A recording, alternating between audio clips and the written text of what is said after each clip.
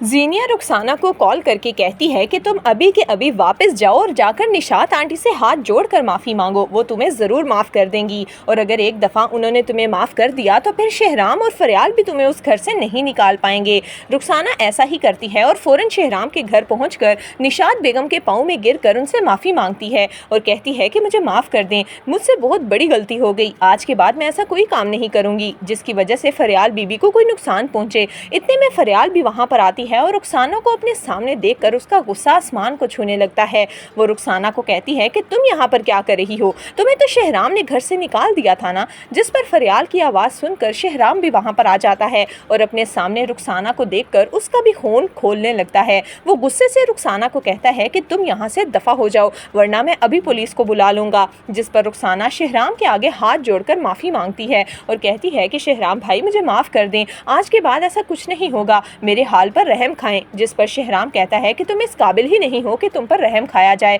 تم نے میرے بچے کو مارنے کی کوشش کی اور اب دوبارہ یہاں پر آ کر کھڑی ہو گئی ہو، جس پر رخسانہ کو زینیا کی بات یاد آتی ہے کہ کچھ بھی ہو جائے اسے یہ کام کرنا ہوگا ورنہ وہ اس کی فیملی کو نقصان بھی پہنچا سکتی ہے، اسی لیے وہ فریال کے پاؤں میں بیٹھ کر ہاتھ جوڑ کر اسے معافی مانگے گی اور کہے گی کہ مجھے معاف کر دیں، میں آج کے بعد زینیا میڈم سے کوئی رابطہ نہیں رکھوں گی۔ لیکن شہرام تو اب زینیا کی ہر چال سمجھ چکا ہے، اسی لیے وہ پولیس کو کال کرے گا اور رخسانہ کو اریسٹ کروا دے گا، جبکہ فیروز کی ماں شانزے کو بہت ٹف ٹائم دینے والی ہے۔ شادی کی اگلی صبح شانزے فیروز کی ماں کے پاس آتی ہے اور اس کی طبیعت پوچھتی ہے، جس پر فیروز کی ماں مسکراتے ہوئے شانزے کو کہتی ہے کہ تم نے کیا سمجھا تھا کہ تم مجھ سے میرا بیٹا چھین لو گی اور میں تمہیں اتنی آسانی سے اپنا پلا پلایا بیٹا دے دوں گی، یہ تم نے غلط سوچا ہے کیونکہ تم ایک طلاق یافتہ لڑکی ہو اور میرے بیٹے کو لڑکیوں کی کمی نہیں تھی، وہ تو بس تمہاری محبت میں مارا گیا تھا، لیکن اب تم یاد رکھنا میں تم سے تمہارا سب کچھ چھین لوں گی، اپنا فیروز بھی۔ شانزے یہ سب باتیں سن کر بہت پریشان ہو جاتی ہے، اتنے میں فیروز بھی وہاں پر آتا ہے اور اپنی ماں کی ساری باتیں سن لیتا ہے۔